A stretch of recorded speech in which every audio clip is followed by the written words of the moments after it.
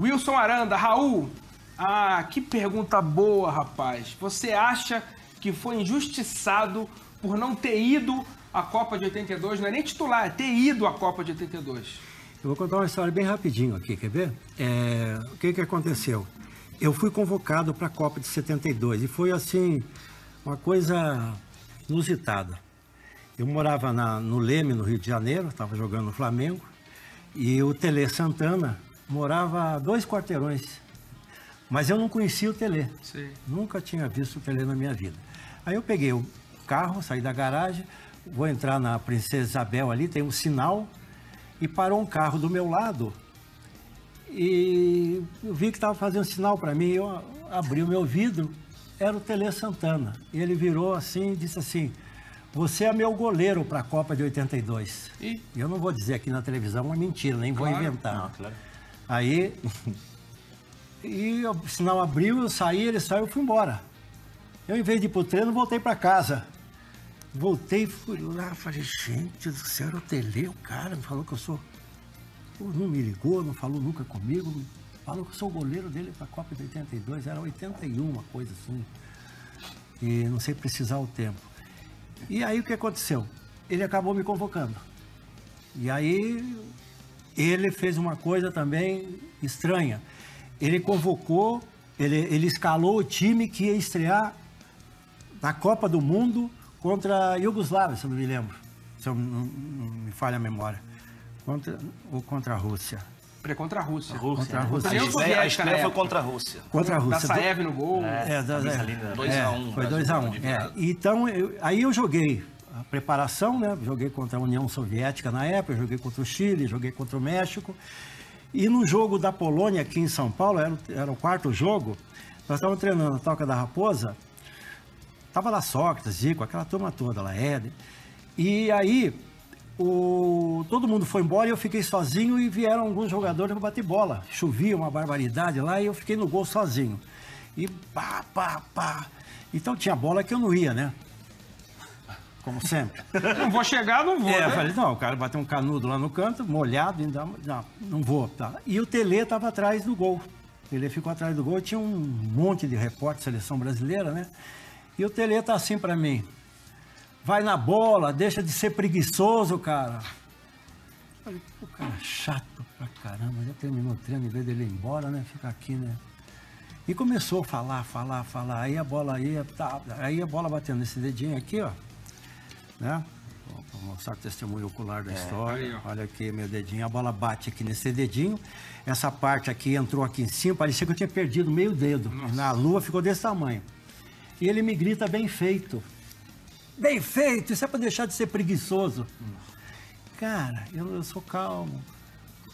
Mas a dor foi mais forte. Eu virei para trás ali e falei assim, você me convocou pelo que eu jogo ou pelo que eu treino?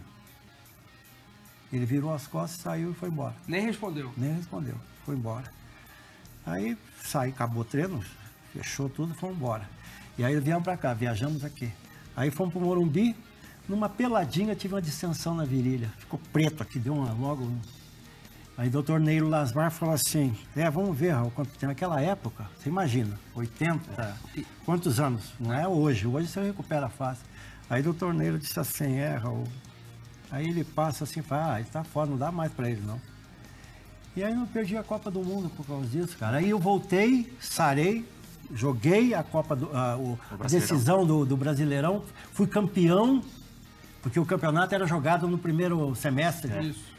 E no dia que eu fui campeão em Porto Alegre, saiu, ele deu uma coisa assim, faz tanto tempo, saiu a convocação e não me levou, cara. Se eu era o titular, ele não me levou nem pro 3º goleiro. Eu falei, gente, tem alguma coisa errada. Nem pra ver se recuperava, né? Não. Já tinha recuperado. Então, mas já tinha recuperado, tava na jogando. dúvida, né? Mas tem coisa aí que ele vai além do campo, né? Cara. Eu falei, ele ficou chateado com aquele negócio, né? Claro. Porque eu lembrei disso quando o Romário não foi numa Copa, ele jogou pelo Flamengo quando a seleção estava estreando. Você tá vendo, não levou. Foi cortado. Foi 2002 isso? 2002. 98. 98? 98. É isso mesmo. Intervalo tem que fazer, né? Intervalo. E depois dessa história, mais ainda. Sensacional. Então, esse dedinho é por causa desse lance. Esse dedinho me lance. tirou a Copa do Mundo. Desse treino. Eu devia ter ficado calado. Rapaz, que história. Mas tem uma hora que não dá, né? Lógico. Você, Eu sei bem. foi... É duro, né? Não dá. Não tem como, cara. Não, e tem 4 caras aqui que teria que ter... diferente, né? Claro, Os 4. claro. Tem uma coisa, Raul, que você fazia com a torcida. Agora você fala do Simeone, dos treinadores que levantam a torcida. Mas na sua época, era você. Como é que regia a torcida do Cruzeiro? Eu fazia assim para eles, assim, ó. Porque eu vou explicar por quê. A primeira vez que eu entrei com aquela camisa amarela, tava um calor muito grande e a camisa ficou colada, aqui é aquele material horroroso, não é esse material hoje, né?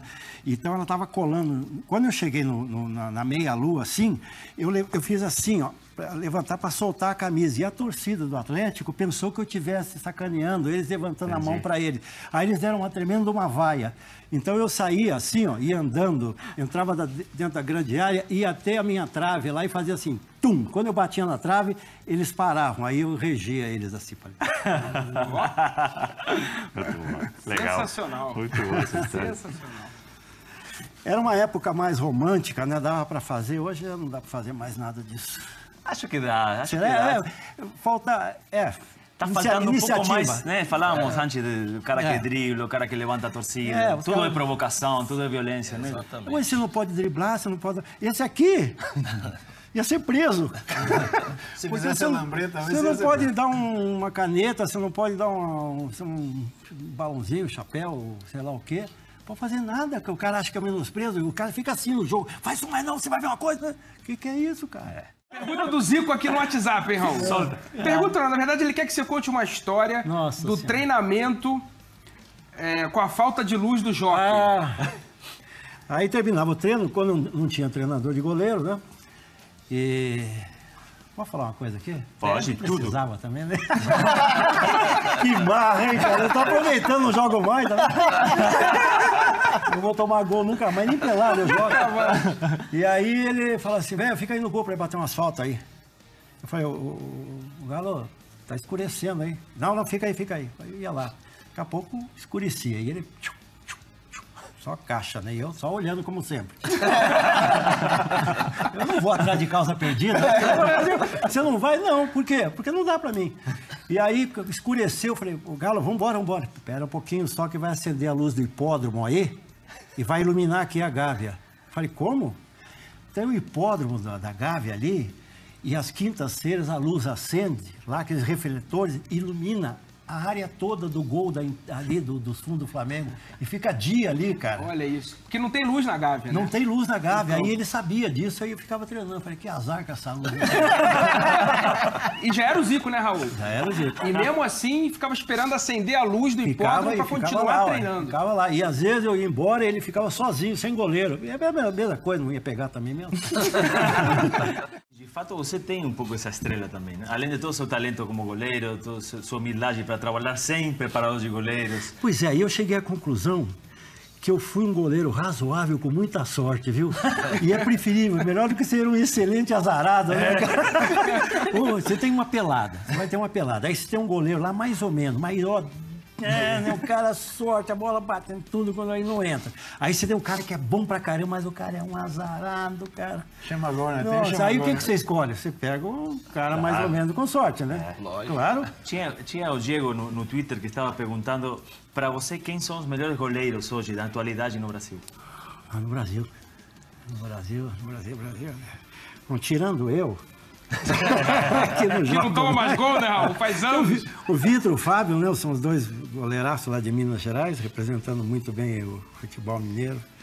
Né? Você tem da própria seleção brasileira, né? O gaúcho lá. O Alisson.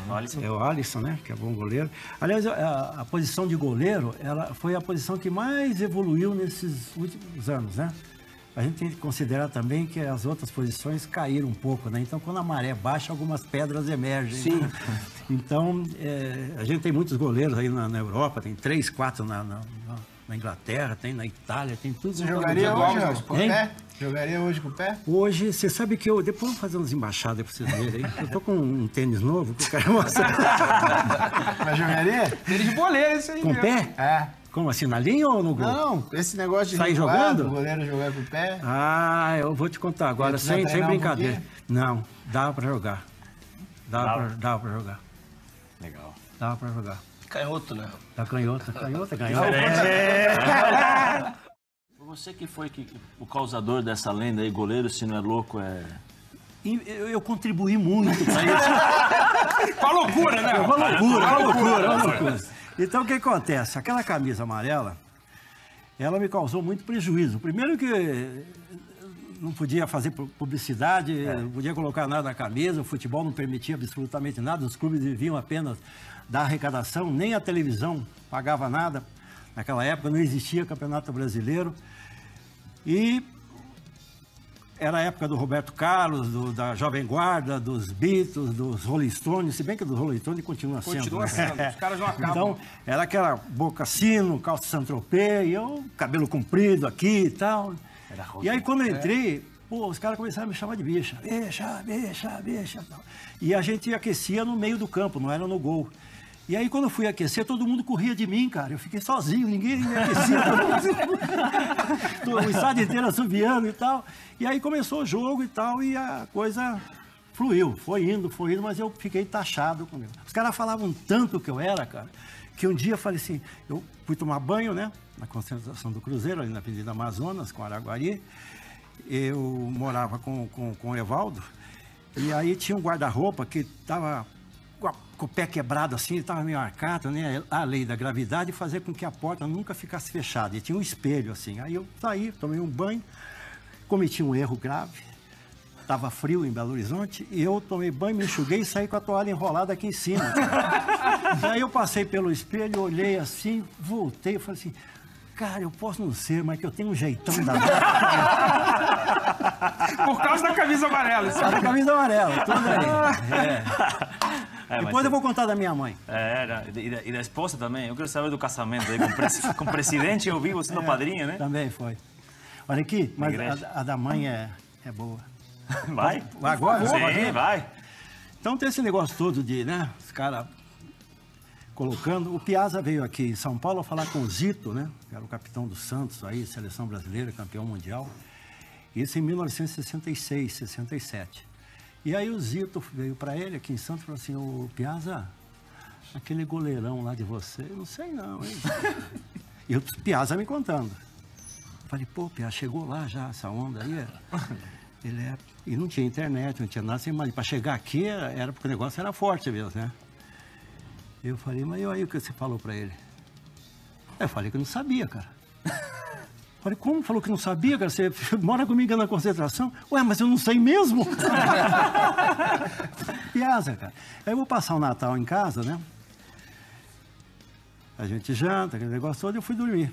3 horas da manhã, eu viro na cama assim, a minha mãe tá debruçada na cama, olhando para mim, olhou dentro do meu olho e falou assim, pode contar para a mamãe, filhinho. Aí, mãe, pelo amor de Deus. Aí eu olho assim pra porta, tá meu pai assim na frestinha da porta, assim. Ela falou pra mim, aqui em Curitiba. A mamãe falou assim, pra papai não, hein?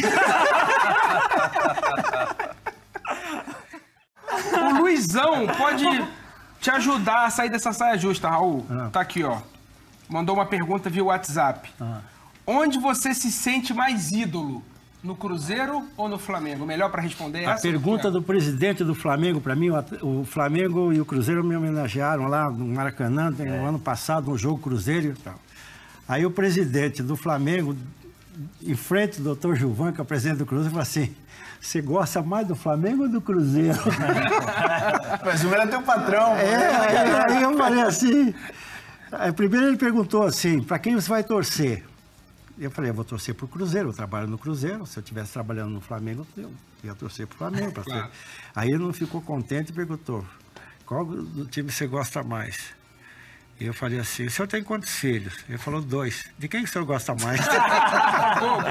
É bom, é perfeito. Mas é mais Raul do Cruzeiro ou Raul do Flamengo na rua? A percepção de fora. Depende do lugar onde eu estou. Depende do lugar. É amado. Não tem resposta. Amado no Rio, amado em Minas. Se eu vou lá pro Norte e Nordeste, tem muito flamenguista, né? É verdade. Então, aí você vem aqui pro Sul, tem Cruzeiro também. Então... Antes de ir pro intervalo, eu queria... Essa história do Armando Marques. Armando Marques. Essa aí é única, essa aí é o Armando especial. Marques foi é engraçado que Ele apitou uns 3, 4 jogos. Aliás, ele apitou Cruzeiro e Santos no 6-2, no 6-2 do Mineirão. Foi ele quem apitou o jogo. E eu nunca havia conversado com ele. E aí viemos aqui, tudo acontece em São Paulo. 6-2 pro Cruzeiro, né? 6-2 pro Bom Cruzeiro. O pessoal mais novo. Fala do Santos naquela época. 6-2 e depois 3-2 perdendo 2-0. E aí eu vim aqui para São Paulo, nós fomos fazer uma palestra aqui para uma empresa de material esportivo. E essa empresa convidou o Armando Marques e convidou a mim. E viemos aqui para um hotel aqui. E fiz o meu check-in. Quando eu vou para o meu apartamento, eu vejo saindo assim no corredor, assim, no outro apartamento, eu vejo o Armando Marques saindo. E eu não conhecia ele pessoalmente, nunca havia conversado com ele. Eu falei assim, o Armando, cara. Aí parei assim, ele falou, oi Raul, como vai você? Eu falei, vou bem, senhor Armando. Tudo certo. Vamos fazer uma palestra, né? Vai ser tudo legal, não tem problema nenhum. E parou de conversar. E eu também parei de conversar, ele não ia embora. E eu fiquei sem graça de sair. E aí eu lembrei de um lance que tinha acontecido aqui. Cruzeiro e Palmeiras no Parque Antártico, um sábado à noite. Chovia para variar, uma barbaridade para goleiro, isso é ótimo, porque eu era lameiro, gostava de chuva. Igual o Ayrton Senna, né? O Ayrton Senna, o Kike falou que o Ayrton Senna era um pato, que só gostava de água. Então eu teve um lance, um escanteio, o Edu Bala cobrou o escanteio, na marca do pênalti eu saí, aquele tempo a bola pesada demais, que ela ganhava peso com água, né? Ela pesou, ela escapou atrás de mim, quando caiu atrás de mim, que eu olhei, o César, maluco aí, estava girando para fazer o gol, eu peguei a camisa dele, puxei, ele caiu de bunda no chão, peguei a bola e dei um bico para frente, e o Armando assim, no pé da trave, assim, olhando, não deu nada e foi embora. E eu, quando encontrei com o Armando Marques aqui em São Paulo, 20 anos depois, lembrei desse lance e falei assim, Armando, o senhor lembra desse lance com o Palmeiras, o Edu cobrou o escanteio, eu saí na marca do pênalti, a bola escapou, caiu atrás de mim, o César ia marcando o gol, eu puxei a camisa dele, fiz pênalti, peguei a bola e joguei para frente, e o senhor não marcou nada? Por que o senhor não marcou pênalti? Aí ele olhou dentro do meu olho e falou assim, bobinho, você acha que eu ia marcar pênalti contra você? Lindo, maravilhoso. Beijo, me liga, né? Com aquela camisa amarela colada nesse peito, a favor daquele horroroso do Aí, muito obrigado, senhor. Vambora que é melhor. Melhor ir embora.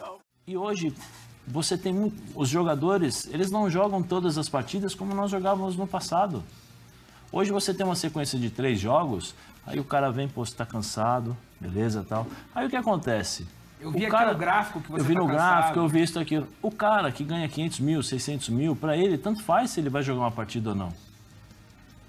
Você entendeu? Pra ele, tanto faz. Se o treinador falar assim, tô cansado, ótimo, eu vou ficar em casa, vou curtir aqui o sábado e domingo, segunda, terça, quarta, estou em casa, então vou armar uma viagem e tal. Não estou dizendo que ela não passa, mas eu acho que o jogador precisa querer um pouquinho mais. Por que todo mundo rejeita contrato de produtividade? Isso aí é verdade, mas eu o acho cara que tem que ainda tem jogar. exceções. Medo de não produzir. Porque o cara Eu acho tem que que não é jogar. categórico. Eu acho que não é todo mundo. Eu tenho uma posição Mas de... os que são, acho mas os poucos que tem não tem força hoje, Sonho. Os poucos que tem não tem força para chegar e falar assim, vamos lá. Porque a grande maioria está dentro desse negócio. Não, tá tranquilo. Por que eu vou me indispor? Por que eu vou me dispor com o Djalma? Se eu vou criar um negócio ruim, eu posso ser mandado embora. Né? É muito do que passa hoje no nosso futebol. Eu acho que falta essa coragem, falta essa atitude dos jogadores de se cobrarem, de brigarem. E mais ainda que quando você cobra, Não. tem sucesso, como foi o caso do Lógico. Corinthians, ano passado. O que você enxerga, Raul, dessa história toda aí que o Zé colocou, o Sorinho também? Tem de tudo, né? Claro, tem as exceções, tem aqueles que se acomodam, né? Isso é fato. Hoje ele está dizendo, hoje tem uma equipe, né, técnica total, né?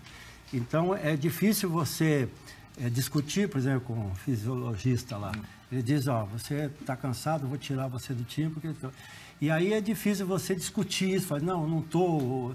Quero Então, jogar, né? geralmente você obedece, porque ele está lá, ele estudou, né? Você aceita muito isso aí. É complicado.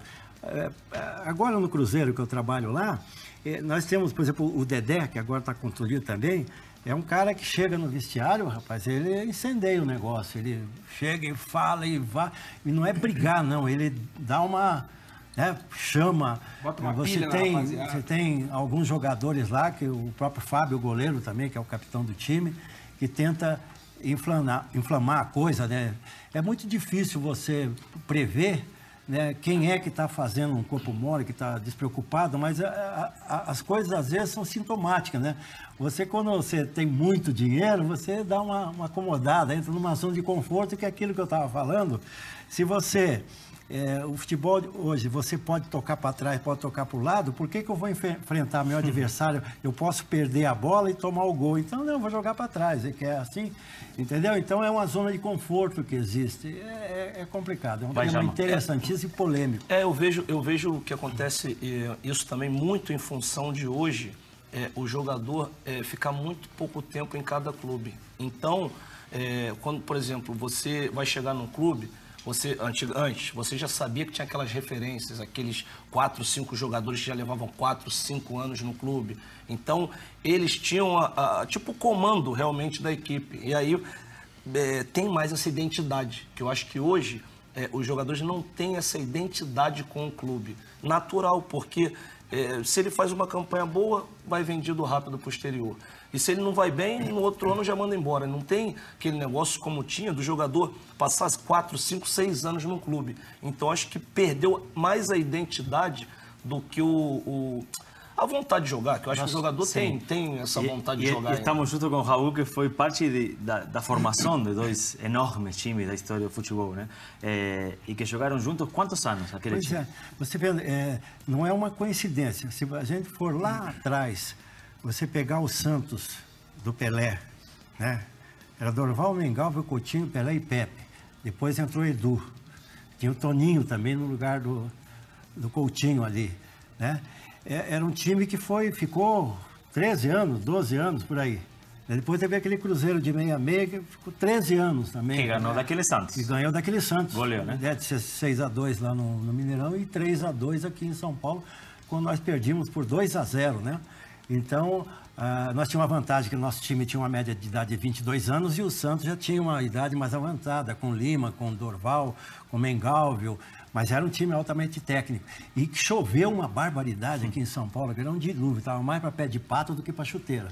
Então, mas o Cruzeiro virou o jogo e fez um jogo espetacular.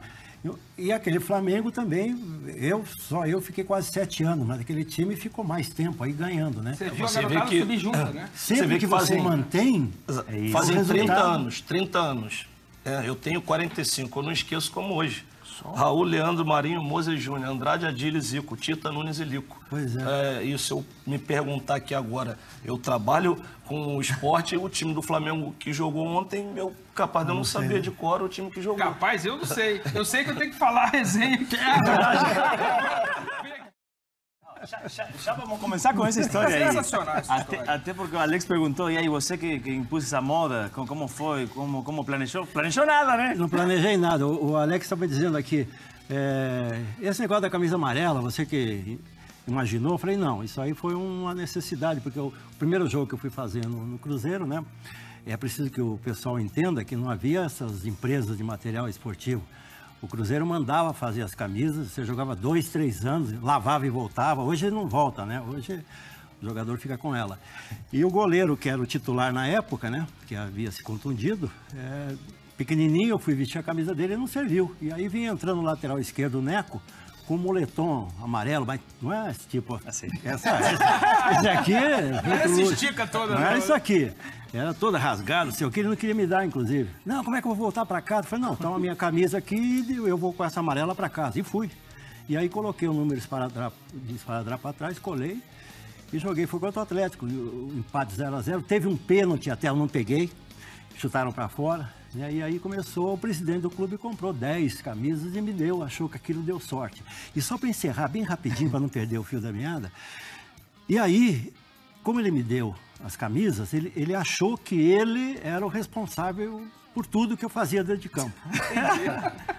A camisa dava sorte. A camisa renovação, né? Cor de ouro, Felício Brandi. ficou muito meu amigo depois. E aí terminou meu contrato e eu fui renovar o contrato. Cheguei na sede lá e ele falou assim, quanto é que eu te dei no contrato passado?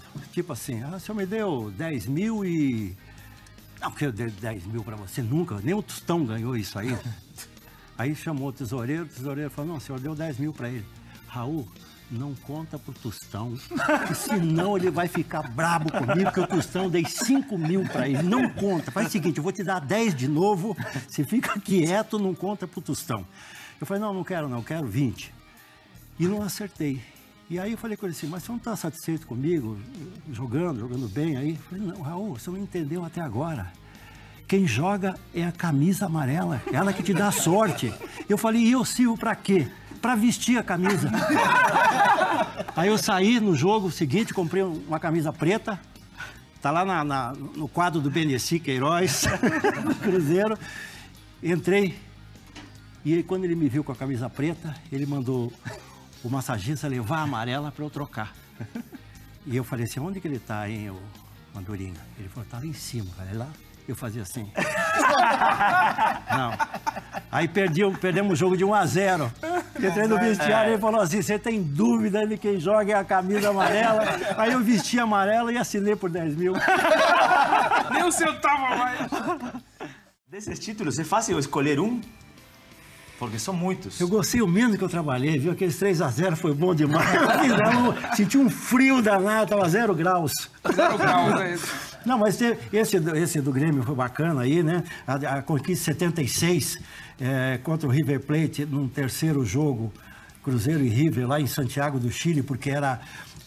o jogo foi às 8 horas da noite, porque não podia, tinha toque de recolher.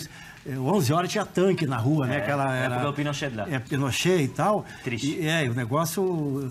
E o time... O Roberto Perfume era o zagueiro, correu pra lá. Merlo era o capitão do time, gritava pra caramba. 78 aí, ó. É 76, né? Esse aí esse é o gol do Joãozinho? Não, esse é um pênalti. Esse é o pênalti. Depois vem a falta, né? A famosa falta. Essa aí, Antológico também deu essa falta, quer ver? Que o Joãozinho fez o gol. Golaço, né? Não sei se vai ter essa falta, mas a história é muito legal, né? Porque não era ele, né? Não, o negócio foi estranho, porque o Nelinho ia bater a falta. Sim, tem o Nelinho no time, como é que vai bater? Foi na meia-lua ali, mas não é na meia-lua assim, lá na linha, lá fora. Cara, aí o Nelinho vai, pega a bola. O Nelinho comemorou ou ficou bravo com o Joãozinho? Não, olha só, cara, o Nelinho ficou sem graça, cara, o Nelinho ficou envergonhado. O Nelinho... Olha lá. E foi um golaço. Olha, e pegou na trave ainda. Olha. O goleiro afiliou. Aí o Nelinho pegou a bola, o gol tá lá, ó. O Nelinho pegou a bola aqui assim. Essa bola aí. Não, aqui, tem bola aí, Raul. Daqui a bola. Nelinho. Olhou, pá, tudo certo. Aí eu vou me consagrar nessa. Pegou aqui, cheio de máscara. Aí quando ele viu, eu tava lá dentro já. Pô, ele assim, sem graça, não comemorou, baixou a cabeça.